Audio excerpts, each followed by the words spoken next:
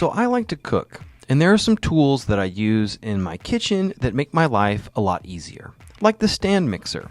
It's a fantastic tool that makes my muffins, breads, and cookies so much better and a lot easier to make. Now, when you're designing prompts, you have tools like this that will help you with your AI, like my stand mixer helps me with my cooking. Let me introduce you to a few concepts.